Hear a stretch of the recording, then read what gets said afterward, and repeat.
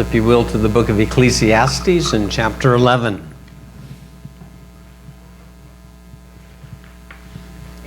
We live in a really rough time.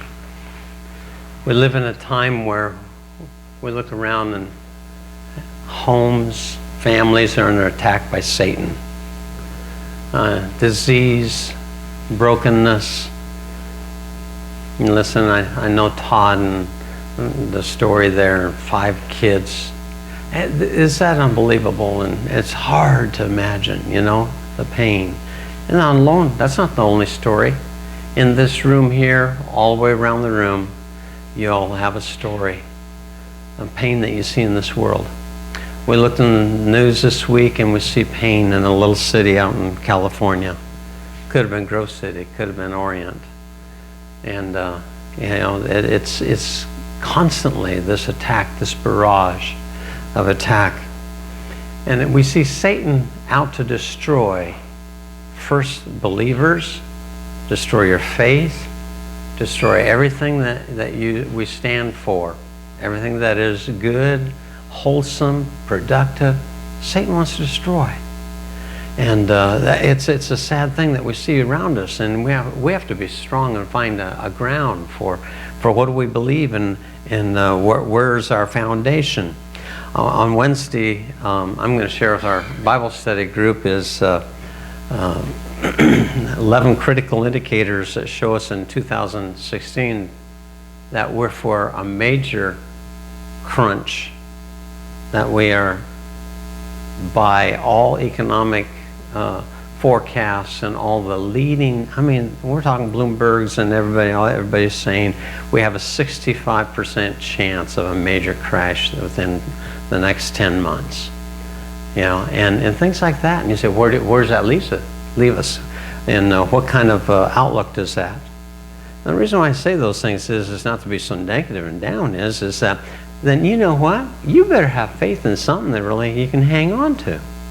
You better have something that you really say, my life is built on nothing less than. That's what mine want.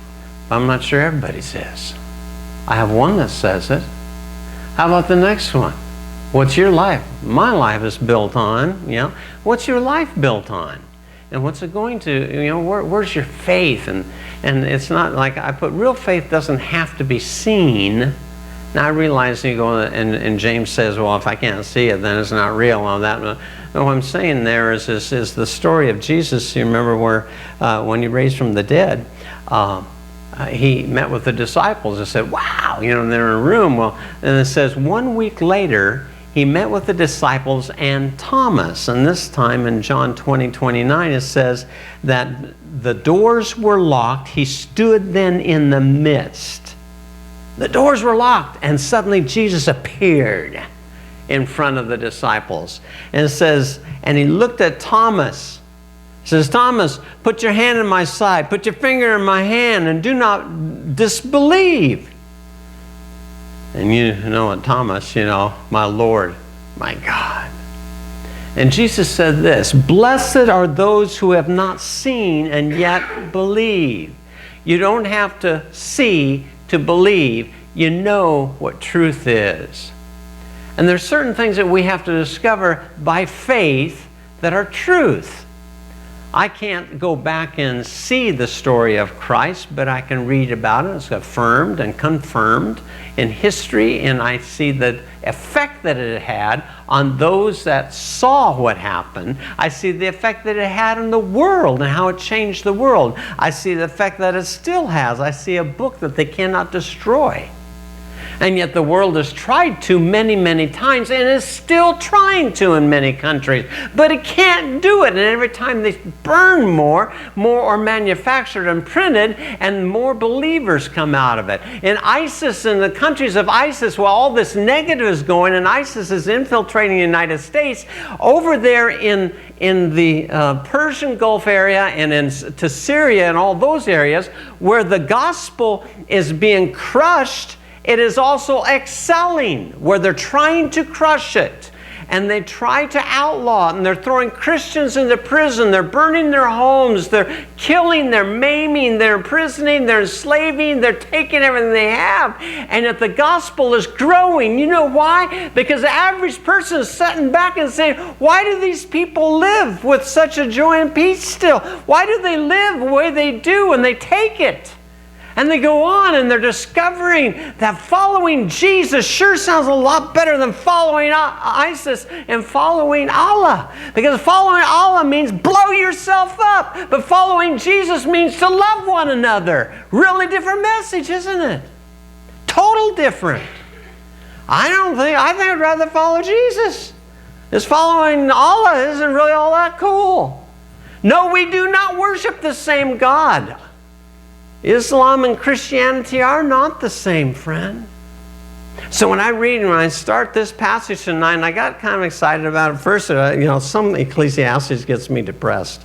And if you've read Ecclesiastes, you go, oh man, this sounds like, And then, and just saying, okay, Lord, I know, because I just felt like when I started is that there's a message in every chapter that God has. And I want to try to illustrate it, and I hope I can get it through to you, to what I've learned, okay? And it says here in verse 1, cast your bread upon the waters, for you will find it after many days. Give a portion to 7 or 8, for you know not what disaster may happen on earth. And if the clouds are full of rain, they empty themselves on the earth, and if a tree falls to the south or to the north, and the place where the tree falls, there will lie.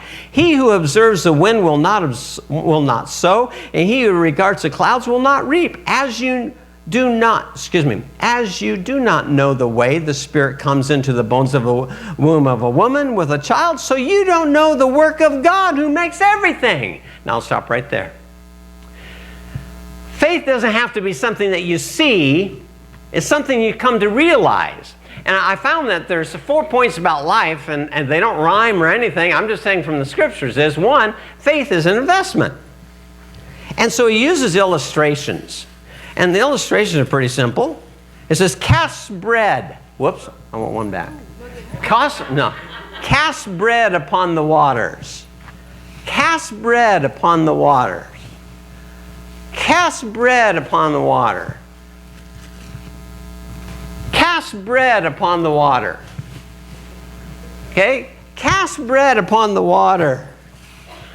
Cast bread upon the waters. You're out of it. You're always hungry, and one slice would never do you. I didn't have a loaf. I should have pulled that. That would have been a good one. Give Tyler a loaf. No. Cast bread upon the water. Why? He says, because after a few days, you're going to find it. Okay, now, what kind of illustration is this, and what in the world is he trying to say? Now, I gave you a piece of bread. It is clean, as pure. I washed my hands. I used soap, okay? I took that bread and I put it into a baggie, a brand new one, not a used one. Honestly, have you ever been at Aunt Mildred's house? They clean them out and hang them all over the kitchen. Yeah, she'd go, oh no. He'd go, hey, why not reuse them? Yeah, I had one of those in my family, Can't waste that penny, anyway. Now, you got a slice of bread. It could have been a loaf. If I could have given you a loaf, I would have done that, but I'm too cheap. Now, what are you going to do with the bread? What could you do with the bread? What significance do you have?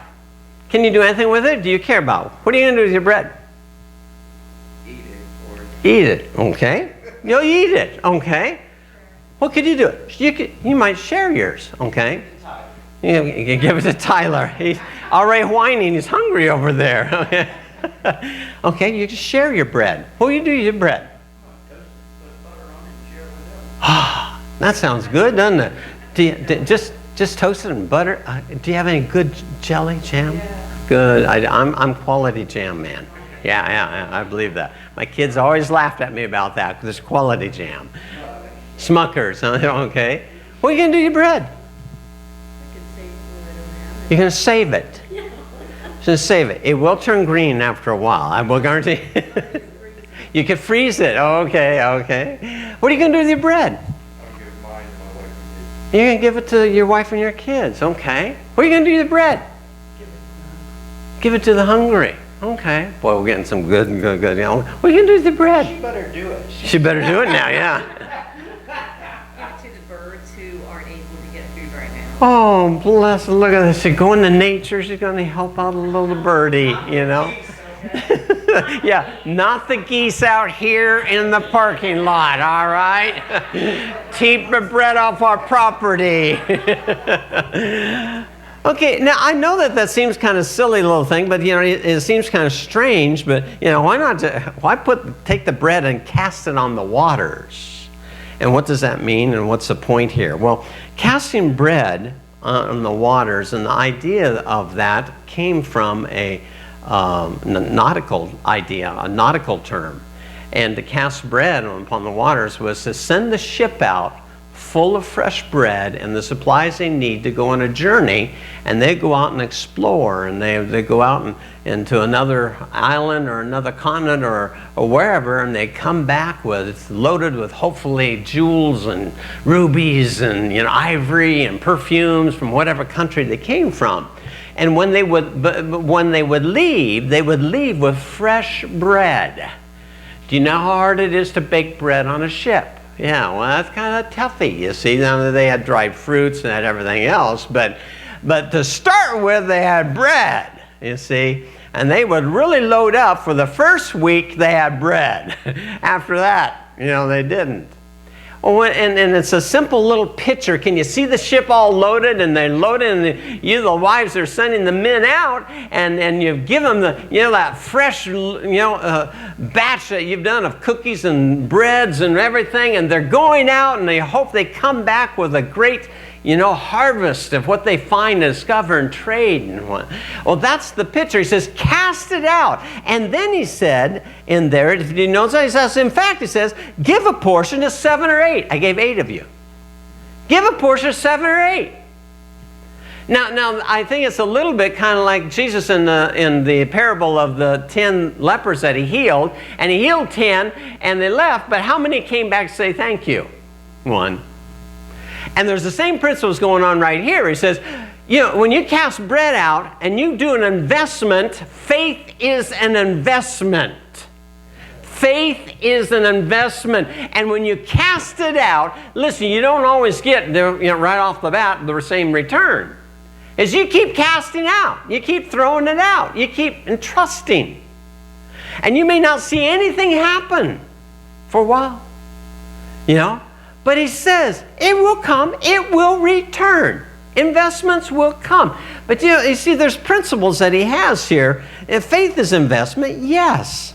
And the point that he's trying to give to us is that giving will only return if you give something. Now, you see, you have been given something. If I have it correct, I would think this.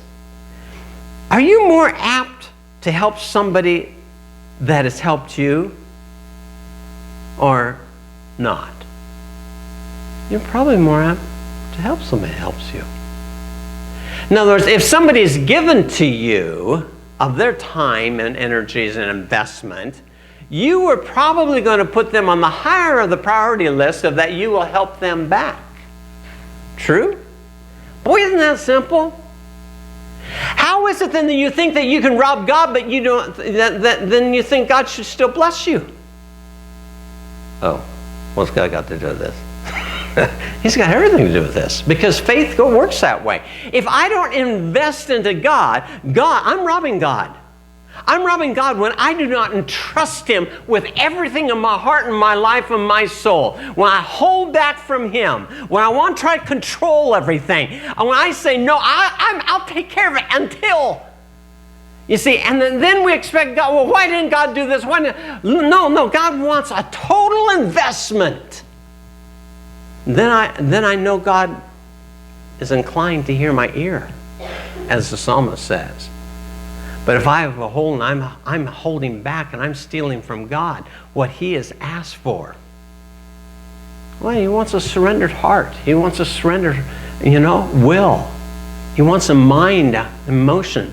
Isn't that the first and great commandment? Love the Lord, what? With a nickel. with 2 dimes that the brother would give. Okay? No. Love the Lord with all thy heart, thy soul, and mind. And we have a tendency to say, well, I pretty well do. I do most of that. I do the best that I can. I do, and we give proportions, And then we wonder why why we can't hear, why he seems so distant. You see, faith is an investment. Give him all, because that's what he demands. And then I can trust and believe that God will return to me in portion. There's an investment that has to be made with God. And that's the principle that he's given here. Now, I realize that if you read this, and there's no kind of simple little facts of life in this, is that he says, you cast bread, you make the investment. If the ship doesn't ever go out, it'll never return with anything good. That's the point he's trying to make. It's in that simple little thing. That's cast out, send the ship out with fresh bread. Yeah, if you don't do it, the ship, don't ever think then the one day that rubies are going to show up on the shore. It just won't happen. And he goes on, he says, and if you don't invest in 7 or 8, then don't be surprised that you never get a return from anybody. You don't ever get any help, because you've never helped anybody. And see, there's a truth there that he's given. And he says, if the clouds are full of rain, they empty themselves on the earth. Now, this is kind of a facts of life type things. You see, if clouds are full of rain, what happens? If they're full of water, they rain. Duh. Yeah, it's just really fact of life thing. Clouds are not up there so you can paint or make pictures. Clouds are up there so they can water the earth. It's a cycle of life. Now, too much cloud, too much rain is a flood. Not enough is a desert. We need the clouds. Fact of life that he's given. And he goes on there, he says, now, same thing he says about trees. If you chop a tree, what happens? Falls down. Well, where does it fall down? In Africa. No. It falls down to the north or the south, east or the west, from right there where the stump is. That really is what that says. I was reading a commentary. It says, do you get how simple this is? Chop a tree and it does what? Falls down. Crash, bang. You got it? All right. That's a cycle of life. I mean, he says, it doesn't happen somewhere else or in the ocean or suddenly appears on top of a house or a building or somewhere else. It falls where it was cut. Okay. Now, those are simple things, and he's trying to give us the simple things about life to us too. Faith doesn't change all the cycles of life, the laws of life. You see, there's a cycle of life. See, I believe in asking for healing, but I know also there's a cycle of life. There's a time for us to die. I won't always be healed. I've been healed many times, but I know the Lord allows me to have, some of the ailments I've had, so I'll trust Him. So I feel the need for Him. It's been good for me to have ailments, in life. Because sometimes you haven't cried out to God until you really hurt. And I find that whether it's physical, emotional, or whatever, we cry out to God the most when we hurt the most. That's what I have. What about you? That's the point that he's given. There's cycles in life. Don't ask for the cycle to be stopped. It doesn't happen that way. You've had pain in life, yes, and the brother next to you has had pain and has pain. Yes, it happens. But our faith in Him may alter the purpose and the outcome and the growth that happens. The faith changes that. My trust in Him changes my outlook in life. My trust in Him changes what may happen as a result of it and affecting others. Yeah, that changes. The quality of life is changed by faith. I'm not left hopeless like the rest of the world. Have you ever run into those people? They've got 100 things that are wrong and going wrong and will go wrong, If it hasn't, they're going to think of something going wrong, you know. And they're just miserable to be around, you know. Lord bless you, brother. Go on, have a wonderful day. No, you can't have a wonderful day. You know, there are some people like that. Well, they're not an encouragement, are they? I want to find how God is blessing in the midst of a trial or opposition. I want to hear where God is doing something to strengthen you and encourage you when it seems like Satan had you beat down and defeated and there's no hope left. That's what I want to hear about. I want to hear the David and Goliath story. I want to hear how you know, that God delivered them. And you know, that's the things that are powerful. We've seen story after story through the Word of God, and that's what He wants us to dwell on. God is not dead, and God is still on His throne. I don't care what happened in California this week. And I don't care who's running in the White House. God's still on the throne. Now, some dangerous hesitations. Dangerous hesitations can happen. Verse 4. He who observes the wind will not sow, and he who regards the clouds will not reap. Now, it's kind of like this. Simple point. If you observe the wind too much, and you're always, I think it's going to, the wind's coming. No, I don't know. I don't think we can sow today. Maybe tomorrow. I don't think it's not quite right. It's not right. If we just get right. If you wait until things are perfect, you'll never do anything. Okay? Right. Jody knows that. Right. Yeah, you have to try. She's looking at me there. Yeah, he who regards the clouds will not reap. Oh, we can't start, the harvest, because, this and that. That's the point that he's trying to make here. And it's so true. You see, if you wait until ideal circumstances, it's unlikely that you'll ever accomplish anything in life. You'll never accomplish anything. I appreciate what Pastor Tim is trying to do. He says, let's try some things. If they fail, they fail. We'll try something else, But let's try. Yeah. Even doing the shoebox, I don't know, I thought about that a lot. I don't want to be a failure. Nobody wants to see, we're always worried about that, aren't we? Well, I won't look like a fool, right? And Paul the Apostle says, I'll be a fool if it's a fool for Christ. Okay.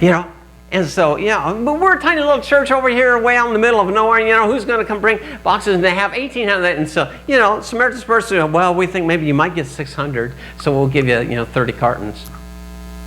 Praise God, we had 99 cartons. Okay, who of you are guilty that we didn't have 100? All right, somebody. We had 99 cartons and 2 shoe boxes. And we took the 2 shoe boxes by themselves, all right? And I think about that. Now, that's a simple thing, but it took a little bit of faith, yes. And that's not a huge thing. It's just doing something that is just obedience that I think that is to the commands of Christ to go to the world. It's one way we take the gospel to the world, not the only way by any means. But you see, we've got to invest. We've got to try. If you don't try, you're not going to accomplish anything. Nothing's ever going to happen. Circumstances are seldom ideal. They're seldom. I read this little poem. You'll like this. The groom, white of hair, is stooped over his cane, his footsteps uncertain, guiding. Well, down the church aisle in a wane of toothless smile, the bride in a wheelchair comes riding. Now, who is this elderly couple just wed? You will find when you carefully explore it that this is that rare, most conservative pair who waited until they could afford it. Isn't that true? If you waited until you could afford getting married, would you be married? If you waited until you could afford to have kids, would you ever have kids?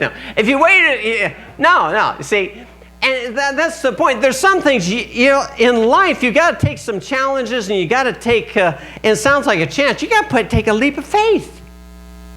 A lot of things are a leap of faith. You buy a car is a leap of faith. Is this car going to hold up, for at least 3 years, I mean, everything's a leap of faith, To have a child's a leap of faith. Oh, man, what have I done? Have you ever done that felt like that? About 5 years later, you're, oh, man, no, what did I do? Then when they turn 15, oh, I knew I was wrong. No, really. All those things go through your mind at times, right? Oh, what? Smile, please, over there. Smile. Are you 15 or something? Is that it? Oh, okay, I'm sorry. Okay. I hit the wrong number. Oh, I hit the right. You take a job, and it's a leap of faith. Is it going to be a decent job? I'm going to like the boss or not? Is it going to work out and everything? Plan a trip. It's a leap of faith, really. How many things go wrong? I've listened to some of Tim's trips, and I think, why do you ever try to go on vacation again? Sit at home. Build a little fire in the backyard. Don't ever go on a vacation again, No, I'm going to try it again, What? Sometimes it's going to turn out right, Sermon illustrations, yeah. So let's go on another vacation, Katie, yeah. You see, did you know most of all, I've never heard of yet a millionaire that became a millionaire without going broke first. Donald Trump, Glen, all those guys, they tell their stories. They've all gone broke. You see, people make fun of the fact, well, he had to file bankruptcy, one of his companies and whatnot. And I thought, that's the story of every millionaire. Everybody that's ever made anything, they made some chances and they went broke. They made some investments that, that went bad. They learned, and they got through some of those. Edison, I was looking up Edison, the light bulb. Well, he went out and just went in his backyard and just went, and just boom, had a light bulb, right? Yeah. You know that the actual number, nobody knows. Not even Edison knows. How many times did he try to make a light bulb? And Edison was interviewed and asked about that. How many times did he try? He says, well, I know of this. There's over 9,000 ways that don't work. 9,000 ways. He says, I think maybe 10,000 or more. Filaments and amount of electricity and gases and glass and all this, all the different factors that went into it before he got one to burn. You would have given up a long time ago. You get the point? Faith is an investment, but it's an investment worthwhile if you stick to it. But if you give up, you're a loser. You lose it. And with Christ, that's especially so true. Faith is an investment, and it's a lifelong investment. And so he goes on, he says the next thing in verse 5, the workings of God. As you do not know the way the Spirit comes to the bones in the womb of a woman with child. You know when a woman gets pregnant and has a baby, do you understand how in the world that forms? That life so perfect. Little Gideon was sitting here talking back at Tim this morning when Tim was trying to preach, and looking at that beautiful baby and all the trials they went through in trying to have a baby. And you see how beautiful this little child is now. Every child I look at, I can remember that when Tim was born and holding him and looking at him and said, man, how'd this get formed? Lord, you didn't put it together right. No, not right. Not right. Not right. And you see the wonder of it. And I can remember this with Tim and putting my hand out. And he wasn't a day old and him going like that. And I just started crying. He grasped my finger. See, that's the wonder. You see, and that's what he's saying here. Who can understand that? How a life is formed in a mother's womb, how the bones sew the body builds the baby. So you don't know the work of God who makes everything. Folks, here's talking about faith. When we invest into God and we trust Him in all, listen, it's the same way as this. When a baby, I do not understand how a baby can be formed. I really don't. Yeah, I can do all you say it's two cells, Stummy, don't you know biology? And, they multiply and and there's the chromosomes and all. No, I still don't understand it, and you don't either. You don't understand that. You know what the textbook says and everything, and how it turns out to be a boy or a girl. I mean, you have no idea. All you know is a wonder of God. And that baby is born. He says, so it is with life. You don't understand the working of God who has made everything. His work is marvelous. His work is great and wonderful. Life sucks, buddy. That's what you're saying.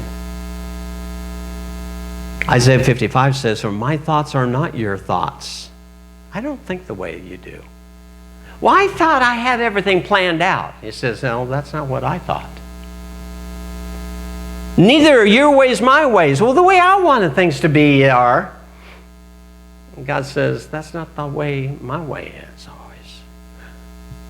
For as high as the heavens are of the earth, so are my ways higher than your ways. I see things from a different view than you do, brother. And my thoughts are higher and above your thoughts. Do you understand what he's saying? Because you don't understand right now, because you can't see clearly right now, does not mean that God does not have a greater plan. Romans 8:28, we know that for those who love God, all things work together for good, for those who are called according to his purpose. We know this. And it's only by faith that we know it. We may not see it, but we know it. I know that God is still in control because he's the creator and there's nobody greater than my God. And I know what he said the end's going to be. I know what's going to happen in the midst of all the crises going around the world, what's happening right now, and the chaos. I mean, we are in real trouble economically, socially, morally, every way. We're in trouble, friends, around the world. But I know that my Redeemer liveth. I know that my Jesus is going to be with me. I know that Jesus is coming. And I know all things will be right one day. And he will make it right. Jeremiah 29:10-11, for I know the plans that I have for you, declares the Lord, plans for welfare, not for evil. Welfare for good, to help. Not for evil. I don't have plans. I'm going to see how I can pick on Tim today. That's not God. God's not that way at all. But to give you a future and a hope. You want future and hope? I do. I want to know that there's something I can trust and know that all my investment goes into Jesus, and I know the return is going to be great. And I know that if I invest myself into him, how can I lose? See, God's in the business of taking broken lives and bringing glory to him. God's in the business of taking lives that are messed up and taking that mess and making something out of it. God's in the business of healing and purpose, and God's in the business of giving joy when there's joylessness. God's in the business of giving life when there's nothing but it seems like death. God's in the business of forgiveness when I don't know how to forgive, and he shows me how to forgive. God's in the business of grace when I have none. He's got abundance of grace. Do you understand? That's what my God is. I saw him do it in Moses' life. I saw him do it with Gideon's life. I saw him do it with Peter's life. I saw him do it with Paul's life. And over through history, he's taken one life after one, another life after another life, and made that difference. Now there's a dangerous part. That's the last part here. Verse 6, and going on, in the morning sow your seed, and in the evening withhold your hand, for do not know know which will prosper, this or that, or whether both alike will be good. Light is sweet, and it's pleasant for the eyes to the sun. So if a person lives many years, let him rejoice in them all, but let him remember that the days of darkness will be many. All that comes is vanity. Your life is short. There's more dark days than are light days. That's what he's saying. In the realm of eternity, and how many years have gone by, how many days of light do you have? Oh, that's what he's saying. You're a puny little guy, aren't you? Rejoice, O young man, in your youth, and let your heart cheer in your days of your youth. Walk in the ways of your heart and the sight of your eyes. And then here's the key. But know that for all these things, God will bring you into judgment. Now that sounds like a downer, but it's really not. You have to understand, there's the dangerous part. You got to understand what he's saying here. Okay, first of all, it's a dangerous thing to refuse what God has said to do. Give your heart to him. Follow me. Repent. Turn from your wicked ways. All those are commands. It's a dangerous thing to be disobedient. You take a look at it in the Bible once again. I told you about what God has done in Moses' life and Paul's life and Peter's life and just mentioned them. What happened to Cain when he refused to obey God? What happened to Lot? What happened to Ananias and Sapphira? How about Jonah, even Israel? All of them, and you can go story after story after story. What happens when one refuses to obey God?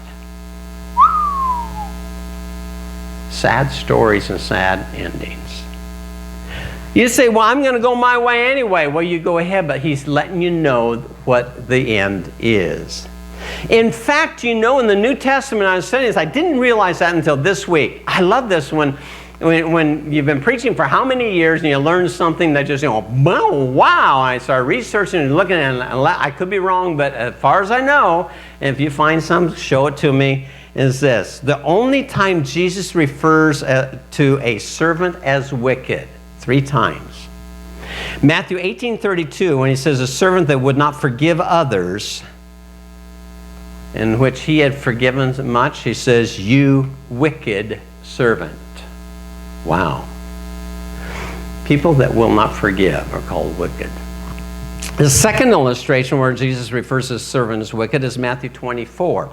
In verse 48, it says, a servant who did nothing with of caring for the household while he was away. He said, believing that I wouldn't come back soon, thou wicked servant. Matthew 25, the third illustration, is a parable of the talents of 5 talents, 2 talents, and 1 talent. And the one that had 1 talent took the talent and buried the talent. He said, thou wicked servant. In other words, one of the things I learned about this is that Jesus considers wickedness as not doing what he's asked you to do. We think wickedness is what the world is doing. We interpret that as being, whoa, man, they're horrible over there and what they're doing. Did you hear what they're doing? I mean, it's just awesome. And Jesus is saying in the book, right here, saying, when we don't obey him, that's a wickedness. Comforting part, though, is this. And that's the dangerous part, comforting part. Do you know, he says, you know, that for these things God will bring you into judgment. The word judgment here is a Hebrew word, mishpat. And it means verdict or outcome. Why is that important? It kind of changes out the idea of this whole. It says God will bring you into the outcome. God will bring you into the judgment. I will bring the results. You see, grasp the opportunities that are in front of you. God has given you opportunities and he wants you to take those. You get one life, you get one shot at it. And because you've messed up here, you messed up there, you messed up in the past, doesn't mean the future's ruined. It means God wants to take the mess and do something with it. And he's trying to, and he wants your attention no matter what has happened, no matter what has happened in your life. God wants to do something with it. There's no redos, and don't sit there and feel sorry for yourself saying, well, if I only had done this or if I'd only done that. No, there's no redos. I got one shot to raise my son. I did well. I made mistakes. Hopefully I did some rights. I did some wrongs. You have too. All of us have. But meanwhile, we learn from those things, and hopefully we go on and say, hey, that doesn't stop me from trying. It doesn't stop me from investing into others and trying again and again and doing better. And I learned a lot. Now I know how to handle my grandsons because I've dealt with a son, yeah. I mean, I learned some things. The strongest argument against Christianity is Christians. Did you hear me? The strongest argument against Christians or Christianity is Christians. Their lukewarmness, their lack of commitment, the worrisome, the fearsome, the defeated, the negativity, the joyless, the self-righteous attitude that we get, the judgmental attitude that we get, that destroys our witness. But at the same time, the strongest argument for Christianity is a true Christian. It is your love and your joy and the willingness to forgive, the contentment that you can have in the midst of a storm, the acceptance of others, the trust, the calm in the midst of just everything being just seems like just no way out. The grace that they can have when nobody else is being graceful and forgiving when it seems like there's no reason to forgive. That is a powerful thing. That's what changed the first century. That is what made the difference of why Christianity is still here. Marco Rubio gave a testimony, and I heard it just this week. And I'm not plugging for him. I just really was impressed. His born-again experience, he was asked by a news person about his faith in Jesus Christ. And he said, I read the Word of God, and when I read about what the gospel did to the first century believers and those 11 disciples, I realized it radically changed their life. There's something that had to be real to change them the way it changed them, to go to the outermost parts of the earth. And that gospel has carried on for 1,900 years. That's what he said. Pretty good plug for Marco Rubio. I'm sorry, but that's the kind of testimony I love hearing. See, he's saying this. He's saying what happened there is so powerful. See, when you follow Jesus, over time there's something that changes. There's a growth that happens. There's a character values and there's investment values that change. There's a learning to forgive when you never could forgive before. There's a learning to be more gracious when you used to not have much grace or patience or anything. It's recognizing opportunities, it's seeking opportunities, how you can bless. It's taking the bread that was given to you and doing something with it. Yeah. There's a survey that came out this week, and I was reading through it, and this whole thing, and the bottom line is this. 2 out of 10 Christians. You can see, you can portion, I realize you can't read the words. I'll read the words. 2 out of 10 Christians are involved in any kind, some sort of discipleship. Meaning, basically, 1 out of 5 of you sitting here are really actively pursuing God. 4 out of 5 of you are going through life ho-hum. Change it. Or you're headed for great disappointment. You're headed for calamity. You're headed for despair. God's given you a choice. Follow me or follow the world. Let's bow in prayer.